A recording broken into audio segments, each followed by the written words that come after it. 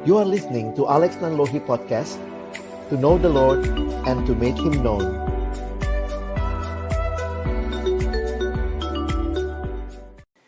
Mari teman-teman, sebelum kita membaca merenungkan firman Tuhan, kita berdoa. Sungguh ya Tuhan, kami bersyukur kesempatan yang Tuhan berikan untuk kami sama-sama datang, bersekutu, memuji, memuliakan nama-Mu. Kembali Tuhan berikan kepada kami. Dan saat ini, tiba waktunya bagi kami untuk membuka firman-Mu ya Tuhan. Kami mohon ketika kami akan membuka firman-Mu, bukalah juga hati kami. Jadikanlah hati kami seperti tanah yang baik, supaya ketika benih firman Tuhan ditaburkan, itu boleh sungguh-sungguh berakar, bertumbuh, dan juga berbuah nyata di dalam kehidupan kami. Berkati baik hamba-Mu yang menyampaikan, setiap kami yang mendengar.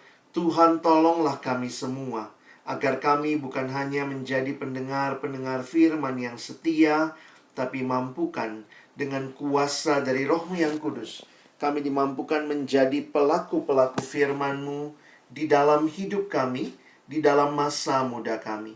Bersabdalah ya Tuhan, kami anak-anak-Mu sedia mendengarnya. Di dalam satu nama yang kudus, nama yang berkuasa, nama Tuhan kami Yesus Kristus, kami menyerahkan pemberitaan firman-Mu. Amin. Shalom teman-teman sekalian, saya bersyukur kepada Tuhan buat kesempatan boleh sharing firman Tuhan pada hari ini. Dengan pandemi, walaupun mungkin nampaknya begitu sulit bertemu langsung, tetapi juga kesempatan ini Tuhan berikan melalui teknologi. Kita dari tempat yang berbeda-beda boleh bersekutu, boleh memuji Tuhan, dan juga belajar kebenaran firman Tuhan. Nah, malam hari ini saya akan membagikan bagian firman Tuhan yang akan mendasari tema kita. Dan kita akan sama-sama, saya coba share screen ya. Saya coba siapkan untuk kita. Dan kita akan melihat apa yang menjadi tema kita, Chosen for His Glory, ya. Nah, teman-teman, di tengah-tengah situasi pandemi seperti ini, dengan kesempatan kita mengalami malam bina kasih begitu ya, kita sama-sama ingin melihat tema yang penting ini, Chosen for His Glory. Nah, mungkin ini kesempatan kita juga boleh sharing di awal ya. Mungkin waktunya pasti tidak cukup kalau setiap kita akan bicara dan share. Tapi ya Kak Alex mau dengar juga ya, mau tahu apa yang jadi pergumulan teman-teman. Karena itu saya coba memberikan pertanyaan ini. Silakan teman-teman jawab di live chat ya. Nah, coba teman-teman lihat ada 9 emoticon di situ ya. Bagaimana saudara menggambarkan perasaanmu di awal perkuliahan ini? Nah, maksimal 2 pilihan. Ayo, silakan teman-teman boleh jawab. Apa sih yang teman-teman rasakan di tengah-tengah situasi yang sedang dialami sekarang? Silakan, saya kasih waktu 1 menit ini, kita boleh share. Tuliskan nomor berapa yang mewakili perasaanmu. Ya, nggak ada benar salah, kita mau ya sama-sama jujur aja gitu ya dengan apa yang sedang kita rasakan. Nah, silakan teman-teman boleh jawab di live chat ya. Thank you. Ada yang rasanya nomor 1, nomor 2, 1 dan 9 gitu ya. Ada lagi? Silakan. Oke. Baik, silakan teman-teman. Wah, macam-macam nih ya. Oke, thank you. Ada lagi? Mungkin kalau Kak Alex boleh minta kesediaan ya, saya pilih 2 orang ya. Yang pertama saya minta kesediaan William Desmond Tonapa. William mungkin bisa buka mic-nya, boleh sedikit kasih alasan kenapa kamu pilih nomor tersebut begitu ya. Apa sih yang sedang dirasakan? Boleh sharing William?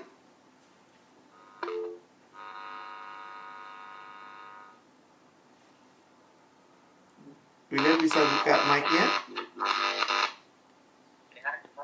Ya, terdengar. Oh iya. Oke. Terima kasih kesempatan yang diberikan. saya William nonton apa, dan untuk alasan kenapa saya milih untuk nomor 2 dan 6, ya karena itu pertama, untuk nomor 2 saya seperti gambaran kayak itu, karena kan ini kan kadang-kadang kita sudah mengalaminya semester yang lalu, hal yang cukup membosankan, sehingga untuk semester ini kita lebih membosankan lagi sama ulang lagi ya. Dan untuk yang keenam itu menggambarkan bagaimana ekspresi, karena dimana tingkatannya lebih sulit lagi, ternyata dari yang awalnya sedikit ditugas sekarang sudah semakin banyak, jadi jadi kaget gitu.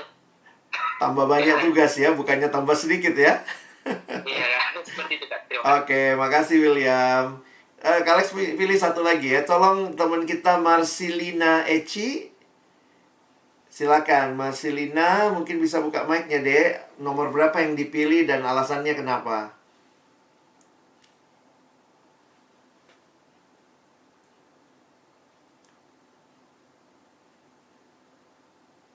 Apakah bisa buka mic-nya? Adik kita Marcelina.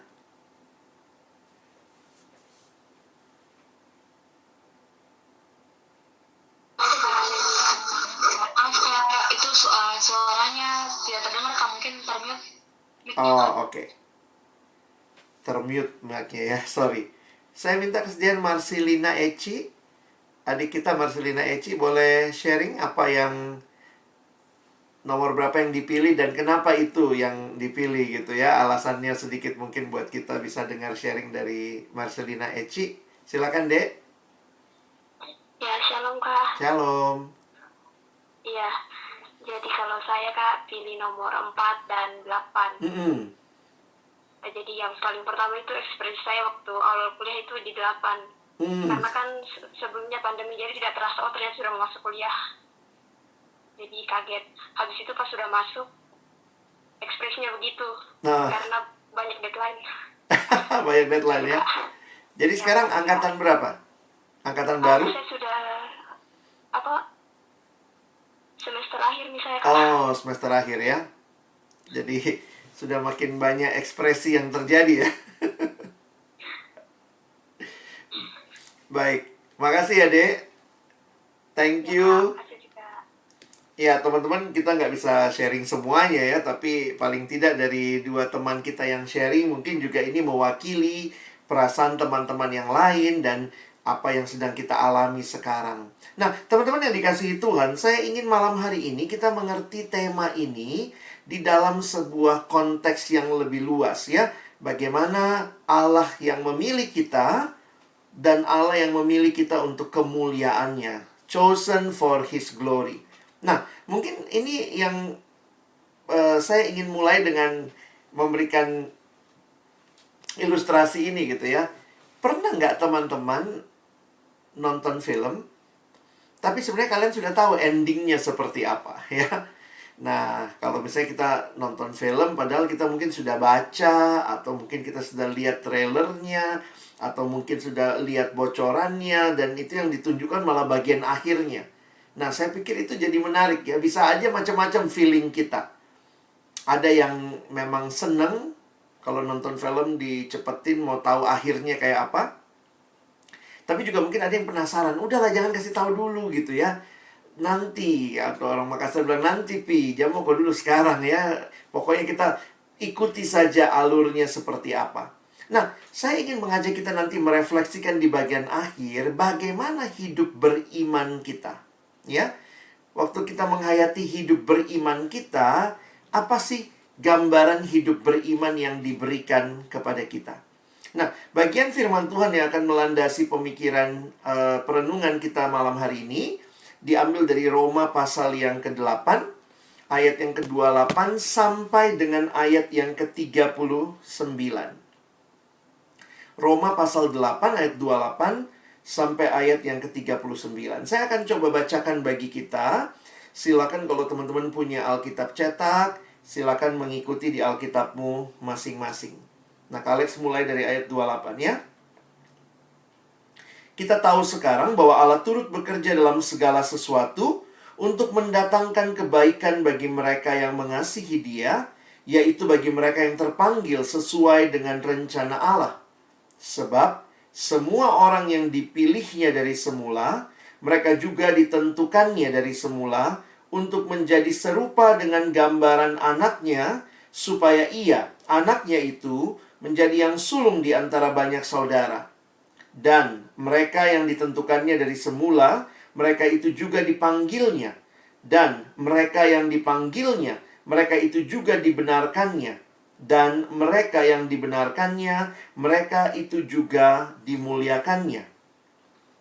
Sebab itu, apakah yang akan kita katakan tentang semuanya itu? Jika Allah di pihak kita, siapakah yang akan melawan kita? Ia yang tidak menyayangkan anaknya sendiri, tetapi yang menyerahkannya bagi kita semua. Bagaimanakah mungkin ia tidak mengaruniakan segala sesuatu kepada kita bersama-sama dengan Dia? Siapakah yang akan menggugat orang-orang pilihan Allah? Allah yang membenarkan mereka. Siapakah yang akan menghukum mereka? Kristus Yesus yang telah mati, bahkan lebih lagi, yang telah bangkit, yang juga duduk di sebelah kanan Allah, yang malah menjadi pembela bagi kita. Siapakah yang akan memisahkan kita dari kasih Kristus?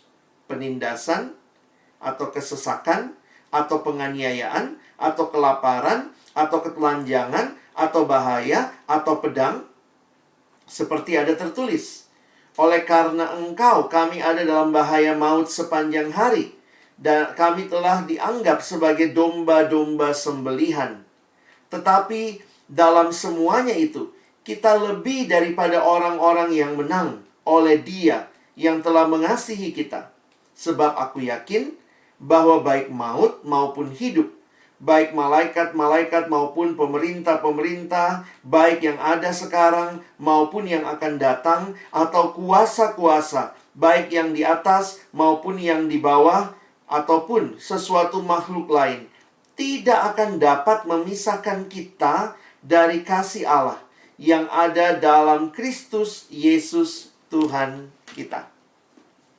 Nah, sedemikian jauh pembacaan firman Tuhan. Teman-teman yang dikasihi Tuhan, kalau kita melihat kitab Roma, sebenarnya ini kitab yang sangat-sangat komprehensif, yang menyatakan ajaran dasar Kristiani secara khusus tentang keselamatan. Karena itu juga di dalam tradisi gereja mula-mula, kitab Roma seringkali dijadikan bahan dasar untuk mengajar kepada orang-orang percaya yang baru tentang dasar-dasar iman Kristen. Dan salah satu bagian yang menarik yang juga jadi tema kita, bahwa Allah yang menyelamatkan kita, Allah yang sebenarnya telah punya rencana jauh sebelum kita ada, sehingga Dia telah memilih kita sejak di dalam kekekalan. Nah, teman-teman, saya ingin kita belajar malam hari ini untuk melihat sebenarnya kalau baca Alkitab harus selalu lihat konteks ya. Jadi kita akan coba lihat sebenarnya apa sih konteksnya Roma 8 ayat 28 sampai ayat 39 yang sudah saya baca tadi. Di mana letaknya chosen for His glory? Di mana letaknya dipilih untuk kemuliaan Allah? Karena sebenarnya itu cuma satu ayat dari keseluruhan Roma 8 ayat 28 sampai ayat 39. Bahkan kita tidak boleh lupa bahwa Roma 8 ada di dalam kitab Roma. Ada di antara Roma 1 sampai akhir kitab Roma, yaitu Roma 16. Nah, ini sedikit tentang kitab Roma yang tadi sudah Kak Alex sampaikan. Dalam kitab Roma, Paulus menjabarkan dasar yang kokoh tentang doktrin pembenaran karena iman. Pada waktu itu, orang-orang Yahudi Kristen mengajarkan bahwa untuk selamat harus melakukan ritual tertentu. Secara khusus waktu itu mereka hayati adalah sunat. Jadi, pembenaran buat mereka bukan hanya karena iman, tetapi iman plus disunat. Sehingga Paulus menuliskan kitab Roma untuk memberikan dasar yang sangat teguh bahwa Yesus cukup untuk menyelamatkan tanpa butuh tambahan ritual yang lain. Jadi, Karena itu, jelas sekali Paulus mau mengatakan tentang keselamatan hanya ada di dalam Kristus. Makanya perhatikan di Roma pasal 3 misalnya, Paulus bertanya ayat 27 dan 28. Jika demikian, apakah dasarnya untuk bermegah? Tidak ada. Berdasarkan apa? Berdasarkan perbuatan? Tidak, melainkan berdasarkan iman. Karena kami yakin bahwa manusia dibenarkan karena iman dan bukan karena ia melakukan hukum Taurat. Nah, teman-teman, inilah yang sangat membedakan kekristenan dengan semua kepercayaan yang lain. Semua agama yang lain. Di dalam agama-agama diajarkan bagaimana manusia mencari Allah. Manusia mendatangi Allah. Manusia memperoleh keselamatan karena dia yang mencarinya. Tetapi kalau kita mengerti, kekristenan bukan sekadar agama. Kekristenan adalah berita sukacita, Injil, di mana beritanya sangat berbeda dengan dunia. Bahwa ada Allah yang datang mencari manusia. Karena itu kesimpulan secara sederhana, semua agama bicara tentang apa yang harus saya lakukan. Tetapi Injil, kekristenan, justru bicara apa yang Yesus sudah lakukan bagi kita, bagi saya, bagi saudara di atas kayu salib. Karena itu kekristenan beda sekali. Inilah berita Injil. Ketika semua agama bicara keselamatan, itu bicara keselamatan karena perbuatan. Tapi Alkitab dengan jelas, bukan keselamatan karena perbuatan baik, tetapi keselamatan karena iman kepada Kristus. Karena itu saya lanjutkan lagi ya kalimat ini. Agama-agama bicara tentang lakukan ini, lakukan itu supaya selamat. Injil bicara tentang dan. Sudah selesai. Bukan kita yang menyelesaikannya, tapi Yesus Kristus yang menyelamatkan kita. Jadi teman-teman bisa bayangkan dalam surat Roma, ini yang Paulus lagi jelaskan kepada jemaat. Betapa indahnya karya anugerah Tuhan. Jadi kalau teman-teman perhatikan, itu ada di Roma pasal pertama sampai Roma pasal yang kelima. Nah, kemudian Paulus melanjutkan lagi. Ini kalau kita lihat sekilas kitab Roma ya. Paulus menjelaskan kemudian di pasal 6, bagaimana hidup berkemenangan. Di pasal 7 dia lanjutkan lagi bagaimana hidup dalam kebebasan yang sesungguhnya. Nah, pasal 8 yang jadi bahasan kita, itu Paulus lagi berbicara bagaimana perasaan aman, perasaan yakin, ketenangan, keyakinan, keamanan di dalam Kristus. Nah, ini ada masalah apa? Kenapa tiba-tiba ngomong keamanan, keyakinan di dalam Kristus di pasal yang ke-8? Nah, teman-teman, kita nggak bisa tutup mata. Kalau kita mau mengerti Roma 8 ayat 28, kita mesti baca ayat-ayat sebelum 28. Dan menarik, malam ini Kak Alex ingin kita naik sedikit. Kita lihat konteksnya. Di Roma 8 ayat 22 sampai 27, kenapa sampai muncul Roma 8, 28? Karena nampaknya ada konteks ini. Perhatikan sebentar ayatnya. Saya bacakan buat kita ya. Roma 8, 28 ayat 22 sampai 27. Sebab kita tahu bahwa sampai sekarang segala makhluk sama-sama mengeluh dan sama-sama merasa sakit bersalin. Jadi ini ada masalah apa nih? Saya khusus buat warna merah supaya kalian aware. Lihat ya. Dan bukan hanya mereka saja, tetapi kita yang telah menerima karunia sulung roh, kita juga mengeluh dalam hati kita sambil menantikan pengangkatan sebagai anak, yaitu pembebasan tubuh kita. Perhatikan, tadi ayat 22 dia bilang segala makhluk. Tiba-tiba ayat 23 bukan cuma segala makhluk, kita juga yang sudah punya Roh Kudus, karunia sulung roh, kita sudah terima Roh Kudus, tapi kita pun masih mengalami tanda kutip dia katakan mengeluh. Ayat 24. Sebab kita diselamatkan dalam pengharapan, tetapi pengharapan yang dilihat bukan pengharapan lagi. Sebab bagaimana orang masih mengharapkan apa yang dilihatnya. Nah, lihat selanjutnya lagi teman-teman ya. Ayat 25. Tetapi jika kita mengharapkan apa yang tidak kita lihat, kita menantikannya dengan tekun. Nah, ini ayat terkenal nih, sering kita kutip ya. Demikian juga Roh membantu kita dalam kelemahan kita, sebab kita tahu bahwa kita tahu bagaimana sebenarnya harus berdoa. Sebab kita tidak tahu bagaimana sebenarnya harus berdoa, tetapi Roh sendiri berdoa untuk kita kepada Allah dengan keluhan-keluhan yang tidak terucapkan. Loh, ada masalah apa ini? Ada kelemahan, Roh menolong kita berdoa dengan keluhan yang tidak terucapkan. Ayat 27, dan Allah yang menyelidiki hati nurani mengetahui maksud Roh itu, yaitu bahwa Ia sesuai dengan kehendak Allah berdoa untuk orang-orang kudus. Jadi ini ayat 27 kan. Lalu kemudian ayat terkenal yang kita bilang itu ya, Roma 8:28, segala sesuatu bekerja untuk kebaikan. Nah, teman-teman mesti lihat konteksnya. Ini konteksnya lagi kenapa?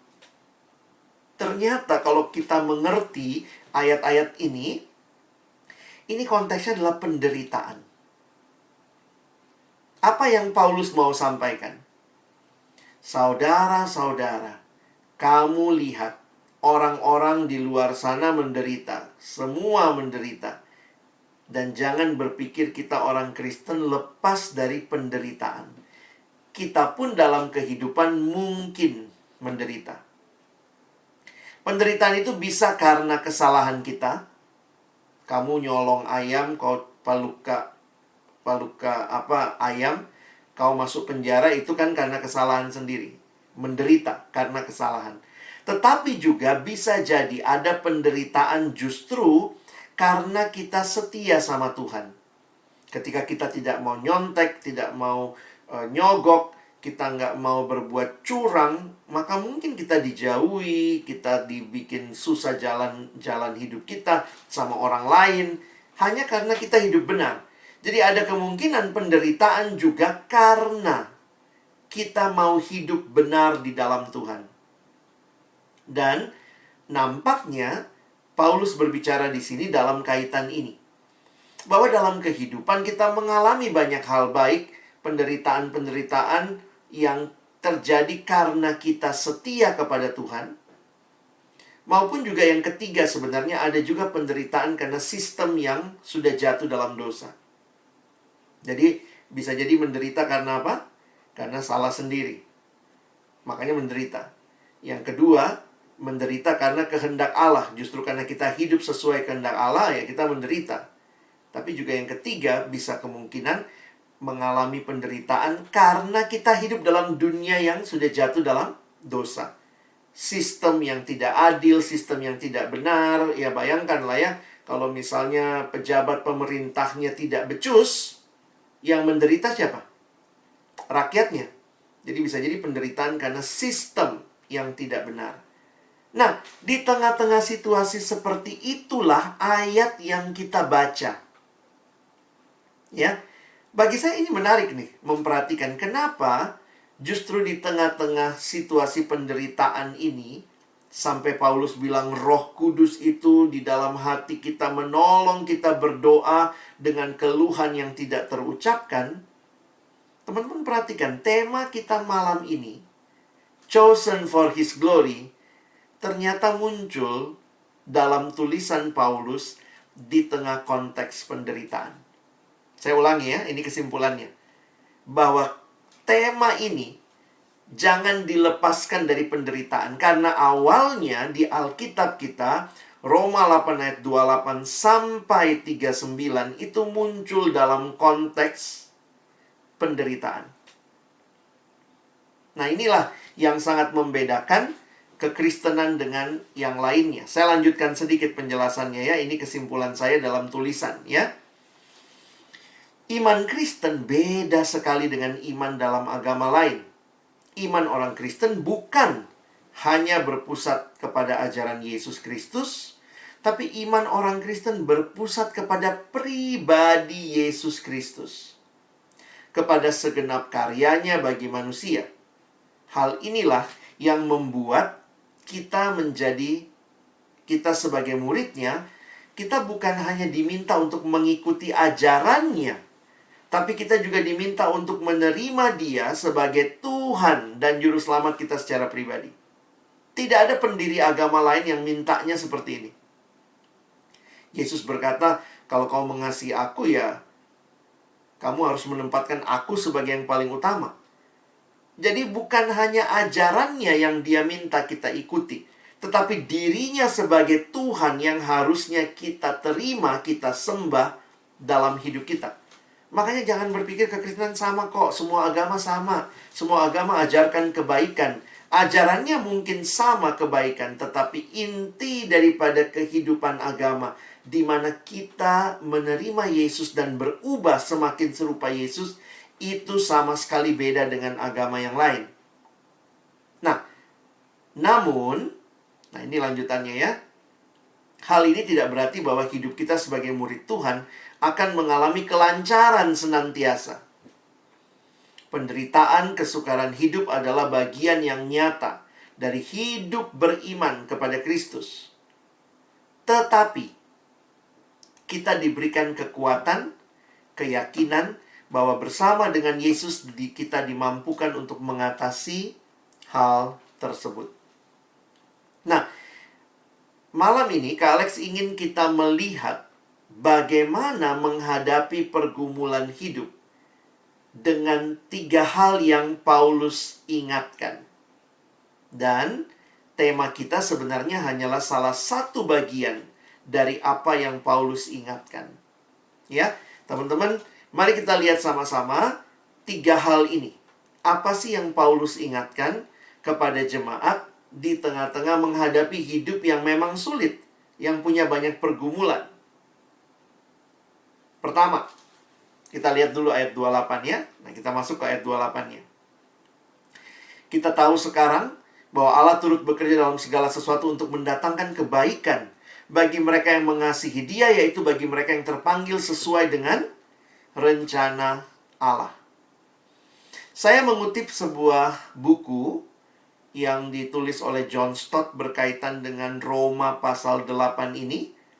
Dan slide saya maaf masih dalam bahasa Inggris gitu ya, tapi saya harap kalian bisa mengerti. Dari ayat 28 ini, John Stott menyimpulkan ada 5 keyakinan yang tidak tergoyahkan.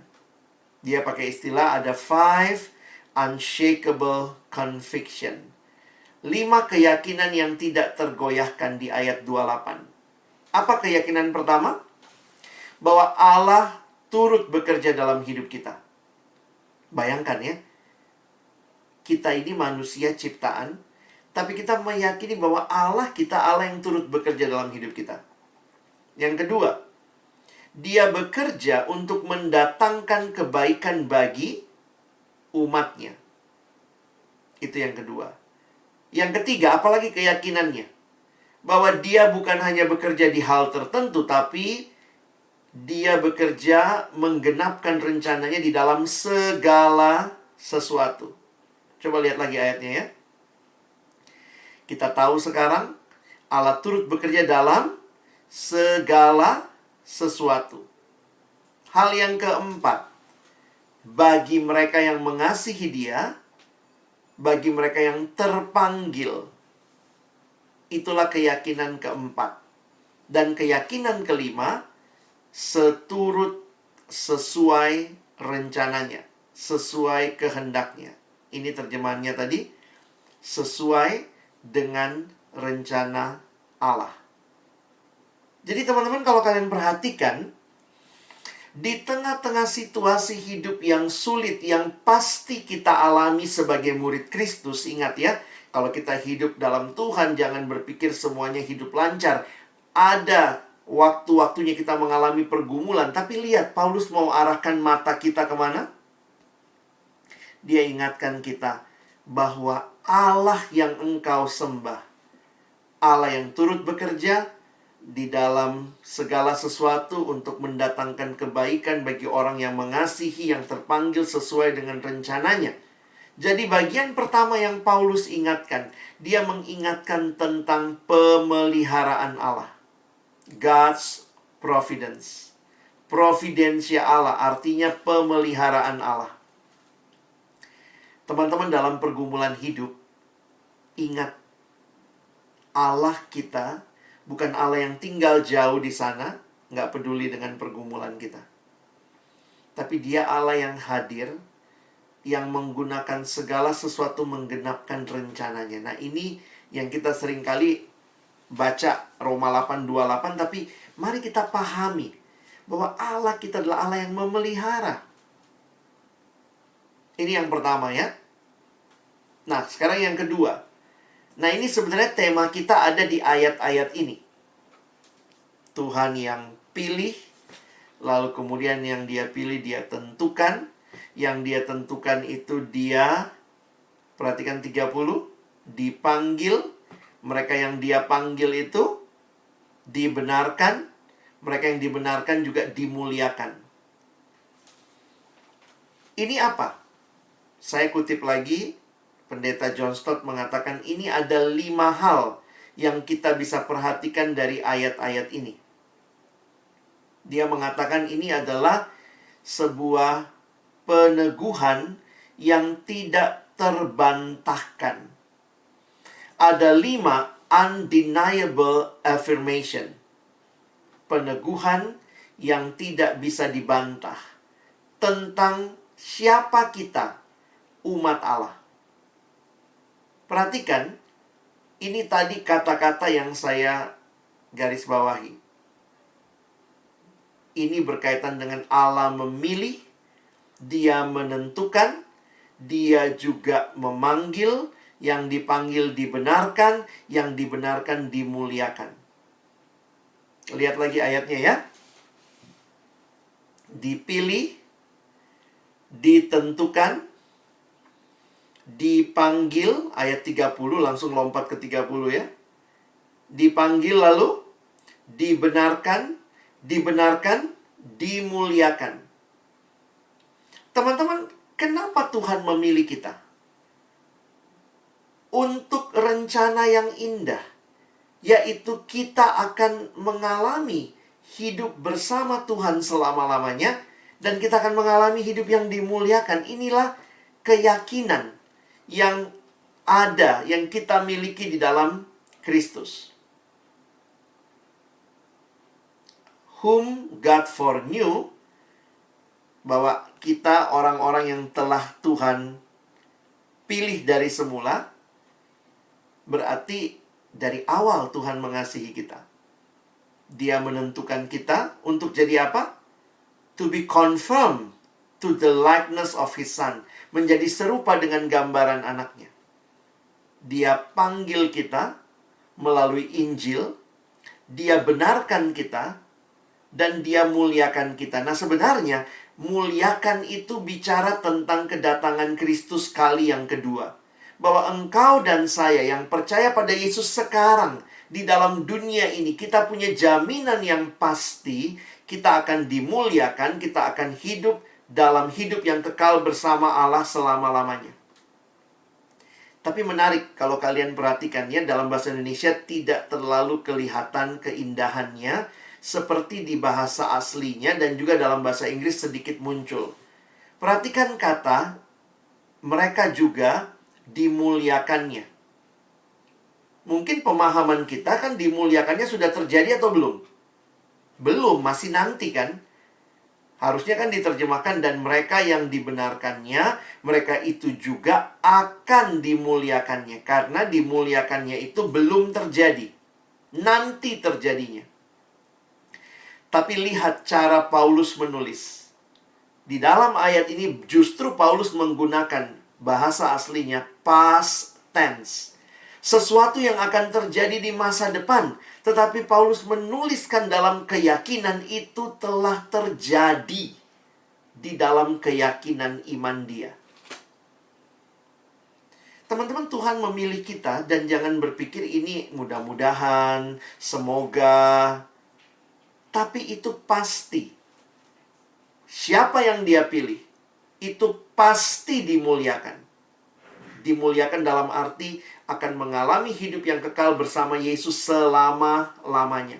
Pemilihan Allah itu pasti, jelas, dan tidak berubah.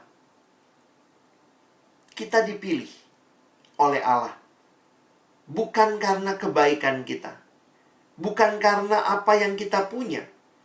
Tapi sekali lagi, kita mendapat keselamatan bukan karena apa yang kita miliki, apa yang kita kerjakan, apa yang kita usahakan. Tapi semata-mata karena apa yang Tuhan nyatakan bagi kita. Nah, teman-teman lihat ya. Kenapa ini ditaruh di sini? Ini sebenarnya bicara apa sih? Nah, ini yang kedua ya, God's purpose. Jadi pertama tadi apa? God's providence. Pemeliharaan Allah. Yang kedua, Allah kita bukan hanya Allah yang memelihara. Dia Allah yang punya tujuan dalam hidup kita.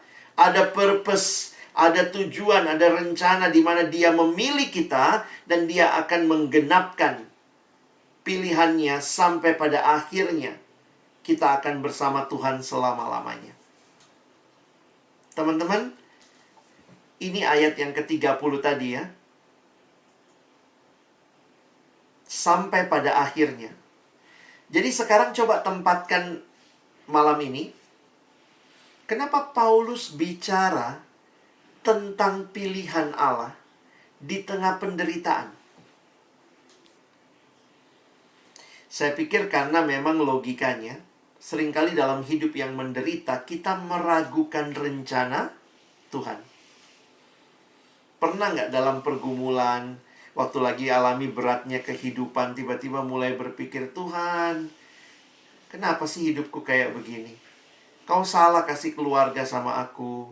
Tuhan, kenapa dia maceku? Kenapa dia paceku? Kenapa dia harus jadi kakakku? Lama-lama kita makin meragukan, akhirnya yang kita ragukan Tuhan. Kenapa Tuhan? Kenapa kau lakukan ini sama aku? Sampai akhirnya bisa jadi kita bilang, Tuhan, kenapa aku mesti lahir dalam dunia ini? Di tengah pergumulan kesulitan hidup, Paulus mengingatkan, kamu dipilih oleh Allah. Hidupmu bukan sekadar hidup karena kamu mau hidup. Karena orang tuamu membuat kamu ada dalam dunia ini. Bukan tentang kamu. Hidup itu adalah tentang Allah yang punya rencana buat hidupmu. Jadi bagi saya ini menarik ya. Untuk memperhatikan dalam pergumulan hidup, kita harus diingatkan tentang apa? Tentang Allah memilih kita. Saya makin sadar, doktrin pilihan itu sebenarnya bukan bikin kita jadi sombong gitu ya. Weh, saya dipilih, kau tidak. Bukan demikian. Doktrin pemilihan sebenarnya membuat kita bisa bertahan dalam situasi-situasi hidup yang paling sulit. Untuk mengatakan bahwa meskipun begitu sulit pergumulan yang aku alami, tapi aku tahu Tuhan memilih aku. Dan Dia memilih aku. Dan Dia akan menggenapkan rencananya sampai akhir hidupku. Jadi di sini saya jadi dapat perspektif baru waktu persiapannya. Kadang orang berpikir doktrin pilihan itu doktrin sombongnya orang Kristen. Gila, orang Kristen sok banget dia dipilih begitu ya. Tapi waktu saya melihat caranya Roma 8, justru doktrin pilihan diberikan sebagai peneguhan bagi jemaat yang ada dalam pergumulan hidup, yang menderita karena ikut Yesus. Mari kita tidak menyerah. Ikut Yesus kadang tidak mudah. Sangkal diri pikul salib ya. Ada lagu kan kita suka nyanyi itu ya. Tapi nggak tahu berapa banyak waktu nyanyi lagu itu benar-benar menghayati dan mengatakan seperti itu. Saya mau ikut Yesus. Saya mau ikut Yesus sampai selama-lamanya. Benar mau ikut. Kalimat berikutnya apa? Meskipun saya susah. Benar mau susah. Kadang-kadang mungkin kalau kita nyanyi, meskipun saya susah, jangan sampai susah. Menderita dalam dunia, saya nggak mau menderita. Saya mau ikut Yesus sampai selama-lamanya. Ikut Yesus adalah pergumulan hidup yang kita alami sepanjang hidup sampai kita ketemu Tuhan. Kadang-kadang kita meragukan, Tuhan kenapa? Saya sudah ikut Tuhan, kenapa ini yang saya alami? Disitulah doktrin pemilihan berguna meneguhkan kita. Paulus mengingatkan, kamu dipilih, kamu ditentukan, kamu dipanggil, kamu dibenarkan, kamu pasti dimuliakan. Kenapa? Karena Allahmu adalah Allah yang memelihara hidupmu. Itu yang pertama tadi, God's providence. Yang kedua, God's purpose. Allah yang memeliharamu, Dia punya tujuan bagi hidupmu. Sehingga hiduplah sebagai orang-orang yang mengerti Allahku adalah Allah yang punya tujuan buat hidupku. Jangan hidup seperti orang-orang yang tanpa tujuan hidup. Kita punya Allah yang punya rencana buat hidup kita. Pertama, God's providence. Kedua, kita bicara tentang God's purpose, tujuan Allah. Sekarang kita masuk ke yang ketiga. Di ayat 31, teman-teman bisa perhatikan lagi nanti ayatnya. Bapak John Stott mencoba melihat ayat 31, 32, 33, 34, 35. Ada banyak pertanyaan. Perhatikan ya, itu ada tanda tanya semua. Kenapa banyak pertanyaan? Apa sih yang ditanyakan? Nah, kalian bisa hitung tuh ya. Misalnya waktu dikatakan, jika Allah di pihak kita, siapakah yang akan melawan kita? Jadi gini, kalau Allah di pihak kita, siapa yang bisa lawan kita? Terus kemudian Paulus jawab juga ayat 32. Ia yang tidak menyayangkan anaknya sendiri, tapi yang menyerahkannya bagi kita, bagaimana mungkin tidak mengaruniakan segala sesuatu kepada kita bersama-sama dengan Dia? Jadi, apakah Tuhan? Tuhan aja kasih anaknya. Lalu dia lanjutkan lagi ya. Siapakah yang akan menggugat orang-orang pilihan Allah? Siapa kira-kira yang akan menggugat orang pilihan Allah? Kita kan udah dipilih oleh Allah. Terus dia tanya lagi, Allah?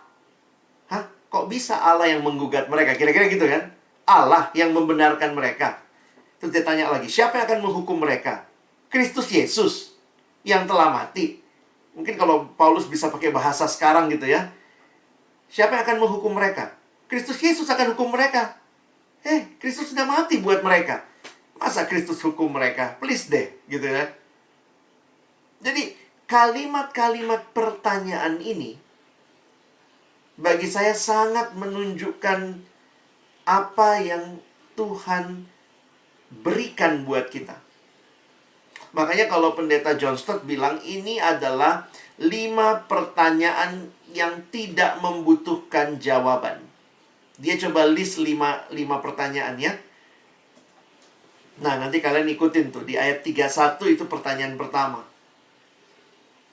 Jika Allah di pihak kita, siapa yang akan melawan kita? Nah, ini perlu dijawab. Ini kan pertanyaan retoris semua Paulus tanya. Pertanyaan kedua di ayat 32. Pertanyaan ketiga di ayat 33. Siapa yang akan menghukum mereka? Allah yang membenarkan mereka, ya. Pertanyaan keempat, ayat 34. Pertanyaan kelima, ayat 35. Wah, jadi teman-teman kalau kalian perhatikan, sebenarnya pertanyaan ini semua sedang menegaskan apa? Coba lagi lihat ayatnya. Sebab itu apakah yang akan kita katakan tentang semuanya itu? Ayat 31, 32, 33, 34, 35 sebenarnya sedang menjelaskan apa sama kita? Saya setuju dengan kesimpulan dia. Pendeta John Stott bilang ini sedang menegaskan kasihnya Allah. Nggak mungkin Tuhan lakukan itu karena Dia sudah begitu mengasihi kita. Perhatikan 3 hal ini ya. Dia pelihara kita, God's providence. Dia punya tujuan buat hidup kita, God's purpose. Dan dia mengasihi kita, God's love. Jadi ada berapa? Ada 3. Masing-masing 3 terdiri atas 5 bagian. Benar ya? God's purpose tadi, God's providence, ada 5. God's purpose, ada 5. God's love, ada 5. Jadi ini kesimpulan dia. Ini pendeta John Stott-nya ya. Dia katakan, membaca bagian ini, kita mendapatkan 5 keyakinan tentang pemeliharaan Allah. Kita dapat 5 peneguhan tentang tujuan Allah. Dan kita mendapat 5 pertanyaan yang tidak perlu dijawab tentang kasihnya Allah. Bayangkan, ditambahkan semua ini ada 15 keyakinan tentang Allah. 15 assurances about God. Jadi kenapa mesti ada 15 peneguhan? Nggak cukup 1 aja. Tuhan berkuasa, selesai ya. Tapi kemudian John Stott kasih penjelasan, dia bilangnya gini. Mungkin memang pergumulan hidup itu sangat-sangat sulit yang mungkin kita hadapi. Karena itu Paulus menjelaskan kepada jemaat di Roma sampai meneguhkan mereka dengan 15 janji Allah. Yang menyatakan pemeliharaannya, yang menyatakan tujuan Allah, dan juga kasihnya Allah. Jadi hari ini waktu kita bicara chosen for His glory, itu cuma 1 bagian dari semua hal yang Tuhan sedang teguhkan. Kamu mengalami pergumulan hidup, ada banyak penderitaan termasuk virus corona, pandemi ini. Kadang-kadang kita nggak ngerti Tuhan. Ada yang menderita harus kehilangan pekerjaan. Ada yang mungkin mengalami pergumulan-pergumulan yang lain. Tapi di sini Tuhan meneguhkan kita. Tuhan mau ingatkan, bukan lihat pergumulannya yang besar. Lihatlah ada aku. Aku yang memelihara kamu. Aku yang memilih kamu. Aku punya tujuan bagi kamu. Dan aku yang mengasihi engkau. Nah, sudah dapat peneguhan seperti ini, apakah hidup tanpa masalah? Asik, Tuhan di pihak kita. Lihat ayat 36. Ayat 36 itu kayak mentahin lagi ya. Kayaknya kita udah tinggi gitu, udah naik. Wah, hebat nih, Tuhan di pihak kita. Tapi kemudian ayat 36 dikatakan, seperti ada tertulis, oleh karena engkau kami ada dalam bahaya maut sepanjang hari. Kami telah dianggap sebagai domba-domba sembelihan. Paulus mau mengatakan, ingat baik-baik bahwa penderitaan itu real. Kita seperti domba yang dibawa ke pembantaian, ada mengalami bahaya maut. Tapi kembali dia tegaskan ayat 37. Tapi dalam semuanya itu, kita lebih daripada orang-orang yang menang. Karena siapa? Bukan karena kekuatan kita, tetapi oleh Dia yang mengasihi kita. Ayat 38. Sebab aku yakin bahwa baik maut maupun hidup, malaikat-malaikat pemerintah, baik yang ada sekarang akan datang, kuasa segala macam, tidak akan dapat memisahkan kita dari kasih Kristus yang ada dalam Kristus, dari kasih Allah yang ada dalam Kristus Yesus, Tuhan kita. Teman-teman, Tuhan mengasihi kita full. I love you full, kata Tuhan ya. Tuhan tidak mau kita tutup mata. Oh, hidup Kristen gak ada penderitaan. Tuhan sendiri bilang melalui Paulus ya. Lihat ayat yang dikutip tadi. Kami seperti domba yang dibawa. Nah, ini perhatikan terjemahan bahasa Indonesia sehari-hari. Ayat 36, dalam Alkitab tertulis begini. Sepanjang hari kami hidup dalam bahaya, maut karena engkau. Kami diperlakukan seperti domba yang mau disembelih. Tidak, malah dalam semuanya itu. Meskipun kami ngalamin itu ya, kita mendapat kemenangan yang sempurna oleh Dia yang mengasihi kita. Tidak ada yang bisa memisahkan kita dari kasih Kristus. Kita lebih daripada orang-orang yang menang. Nah, teman-teman, saya rindu ketika kita malam hari ini sama-sama belajar firman. Kita mengerti apa artinya dipilih Tuhan. Tapi ternyata itu Tuhan berikan untuk membuat engkau dan saya bertahan dalam dunia yang akan selalu ada penderitaan ini. Biarlah waktu kita mengalami pergumulan, kita ingat, saya dipilih Tuhan. Dan kita tahu, teman-teman ya, kalau film-film tadi Kak Alex bilang, kalau film lain kita marah gitu, jangan kasih tahu belakangnya dulu. Jangan kok kasih tahu siapa yang mati, jangan dulu ya. Tapi di Alkitab kita dikasih tahu akhirnya. Jadi bayangkan kalau kamu nonton film, kamu sudah tahu akhirnya jagoannya pasti menang. Kira-kira gimana? Waktu kamu nonton bagian awal, dia menderita. Wih, dia berantem itu, sudah mau mati itu, sudah mau mati dia. Tapi kan kamu sudah tahu cerita akhirnya dia menang. Jadi akhirnya waktu kamu perhatikan itu, betul dia dipukul habis-habisan. Aduh, kasihan sekali dia. Tapi dia menang. Saya tahu ceritanya, saya tahu akhirnya. Teman-teman, Tuhan mau kita punya sikap hidup seperti itu. Hidupmu menderita? Pasti, namanya juga dalam Tuhan. Tuhan nggak bilang hidup tanpa penderitaan. Ada penderitaan, ada. Sejauh itu bukan penderitaan karena salah kita, maka jangan fokus sama penderitaannya.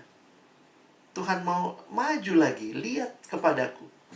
Aku punya rencana. Aku pilih kamu. Aku Allah yang pelihara kamu. Aku turut bekerja dalam segala sesuatu. Dan aku Allah yang mengasihi kamu dan tidak ada yang bisa memisahkan kamu dari kasihku. Mau tahu akhir ceritanya? Kita lebih dari orang-orang yang menang, kata Paulus. Kau menderita sekarang, tapi itu bukan akhir cerita hidupmu. Angkat wajahmu, pandang kepada Tuhan. Maju lagi. Mari pakai kesempatan ini untuk bisa juga berkata, karena saya dipilih, saya pasti dimuliakan. Saya adalah pemenang. Ini bukan karena kita yang menang, tapi karena Dia yang menang, yaitu Yesus. Karena itu hiduplah jadi anak Tuhan yang berjalan dalam kemenangan. Kalau kita mengalami pergumulan, bangkit lagi. Ingat akhir ceritanya. Saya pasti menang. Ingat lagi, bangkit lagi. Miliki relasi dengan Tuhan. Baca kitab suci, doa tiap hari. Itu bukan cuma lagu sekolah minggu. Itu hidup orang yang berkemenangan. Punya relasi dengan Tuhan. Punya hidup yang melayani Tuhan. Hidup yang membangun diri. Memanfaatkan kesempatan-kesempatan bersekutu untuk membangun dirinya. Jadi kita punya cara pandang yang baru tentang hidup ya. Ternyata dipilih Tuhan memastikan kita bertahan sampai akhir. Kadang-kadang penderitaannya nggak berubah. Tapi yang berubah sebenarnya adalah kita. Kita memandang penderitaan. Kita memandang pergumulan hidup dengan cara pandang yang baru. Makanya kalimat ini menutup khotbah saya. Bisa dibesarkan sedikit. Ini kalimat dari hamba Tuhan Craig Groeschel. Dia mengatakan, if you cannot change your circumstance, change your perspective. Ketika engkau tidak bisa mengubah apa yang menjadi situasimu, mungkin yang perlu kau ubah adalah cara pandangmu, perspektifmu. Paulus tidak menjanjikan bagi jemaat hidup tanpa penderitaan. Bukan itu yang Paulus sedang jelaskan. Tapi Paulus kasih kacamata baru memandang hidup. Bagaimana kacamata baru memandang hidup? Ingat Tuhan pelihara kamu. Ingat, you are chosen people. Kamu dipilih Allah. Dia punya rencana buat hidupmu. Dan terakhir, ingat Dia mengasihimu. Dan akhir ceritanya kamu tahu. Karena itu, ada penderitaan? Ada. Jangan bilang nggak ada, ada. Tapi kamu tidak habis-habisan fokus sama penderitaan. Kamu fokus kepadaku. Karena ada kemenangan di dalam Kristus. Kiranya firman Tuhan ini menolong teman-temanku, adik-adikku semua. Saya tidak tahu pergumulan apa kamu hadapi ke depan. Di perkuliahan ya pasti banyak pergumulan juga ya. Tapi kiranya teman-teman boleh lewati ini dengan berpegang kepada Tuhan. Oke? Sebentar, ada pertanyaan yang saya lihat. Saya baca sebentar ya. Mungkin tidak ada sesi tanya jawab, tapi izin bertanya Kak, kalau bisa. Bagaimana konsep pilihan dan dipanggil dibedakan? Apakah dipanggil kemudian ada pemilihan, atau memang dipilih untuk dipanggil? Bagaimana menjelaskan konsep dipilih itu? Apakah berarti bahwa Yesus hanya datang untuk mereka yang dipilih saja? Bukankah Yesus datang untuk semua manusia? Karena konsep dipilih kadang-kadang juga diartikan orang, saya tidak dipilih. Baiklah, saya memilih cara hidup saya sendiri. Oke, ini butuh pembahasan yang panjang, mungkin di sesi yang berbeda. Tapi saya harus ingatkan begini. Allah memilih, bukan seperti kita manusia berdosa memilih. Kita cenderung memilih berdasarkan favoritisme. Allah tidak demikian. Allah memilih berdasarkan kehendaknya, kuasanya.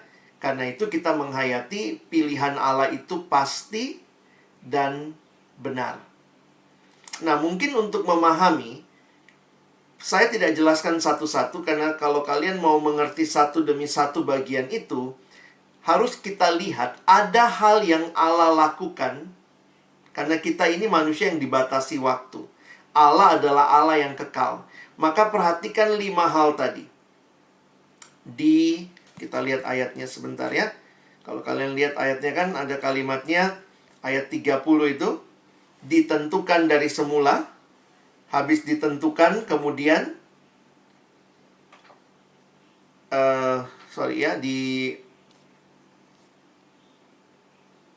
ditentukan, kemudian dipilih dulu, 29 ya, dipilih, ditentukan dari semula. Nah, kalau kalian perhatikan, itu terjadi di dalam kekekalan.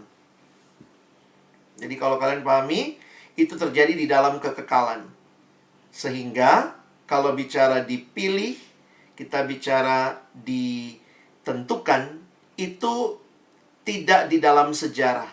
Nah, begitu masuk kepada dipanggil, dibenarkan, dimuliakan, sebenarnya ini satu gambaran menyeluruh dari keselamatan yang Tuhan kerjakan.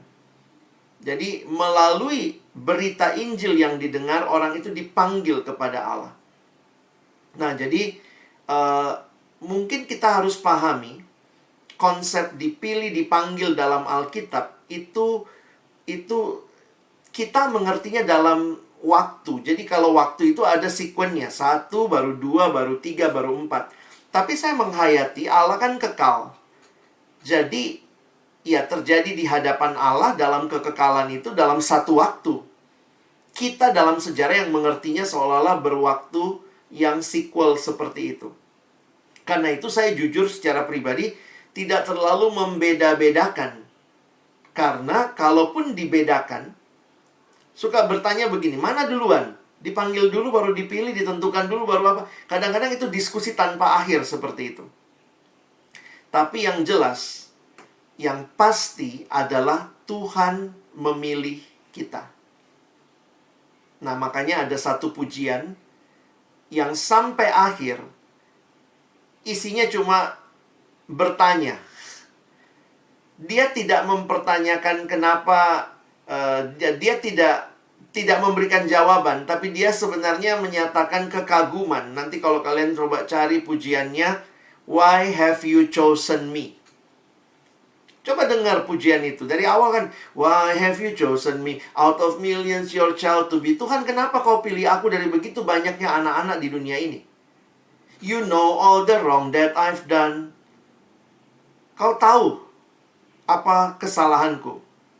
Terus tanya lagi, but how could you pardon me, forgive my iniquity? Tapi kenapa engkau mengampuniku and give Jesus your son? Kenapa kau berikan Yesus anakmu? Jadi bagian awal tuh cuma nanya. Di refrainnya dia cuma bisa bilang begini, but Lord help me be what you want me to be. Dia tidak menjawab kenapa saya dipilih. Saya nggak tahu. Tapi doanya adalah, Tuhan tolong saya menjadi seperti yang Kau mau. Teman-teman, kadang-kadang kita bicara pilihan, kita bicara Allah adil, Allah nggak adil. Saya pikir bukan itu wilayah diskusinya. Harusnya kita bukan bicara dipilih apa, kenapa saya dipilih. Tetapi harusnya kita berbicara, saya dipilih untuk apa? Saya dipilih untuk hidup memuliakan Tuhan. Dan kiranya itu yang jadi tujuan kehidupan kita. Jadi kiranya saya kasih satu ilustrasi terakhir. Karena saya sadar betul tidak mudah memahami tentang pilihannya. Ada satu slide saya tidak keluarkan, tapi mungkin juga di sini nanti kalian bisa lihat ininya ya, apa yang tadi ditanyakan. Sebentar.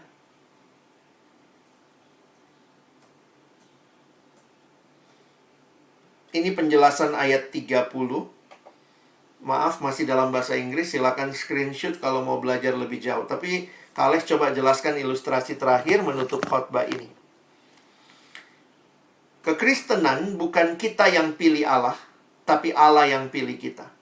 Kenapa? Karena di dalam dosa tidak ada manusia yang mati bisa memilih Allah yang hidup.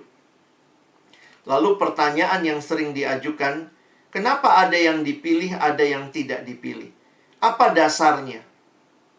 Alkitab tidak memberitahu dasarnya kepada kita. Tapi yang jelas Alkitab memberitahu kepada kita bahwa Allah yang memilih kita, Allah yang adil, Allah yang benar di dalam kedaulatan kehendaknya. Kita tidak punya pemahaman terhadap mereka yang tidak dipilih. Itu urusan Tuhan dengan mereka. Tapi sebenarnya urusan kita adalah hiduplah sebagai orang yang dipilih. Karena kita dipilih Tuhan. Kita meyakini itu. Dari mana taunya? Ya, saya bisa kenal Yesus, saya diselamatkan. Nah, ini contohnya begini. Ada pengemis datang ke rumahmu. Ada pengemis datang ke rumahmu, lalu kamu terkesan, kamu kasih sama pengemis itu, kau pinjamkan kunci motormu, kau kasih makan, kau kasih kamar juga di rumahmu, gak apa-apa, boleh bobok di sini, kau kasih semualah kepada pengemis itu. Lalu pengemis itu pulang. Sempat dia pulang ke tempatnya, dia ceritalah apa yang dia dapat di rumahmu. Ternyata datanglah teman-temannya pengemis, datang 9 orang pengemis yang lain, datang ke rumahmu lalu minta, kami menuntut keadilan. Kenapa bisa? Apa yang kau kasih sama pengemis itu, kasih kepada kami. Mana motormu? Kasih juga. Bisa nggak melakukan itu? Saya pikir kita harus mengerti bahwa belas kasihan yang dilakukan oleh kamu itu tidak bisa dipertanyakan.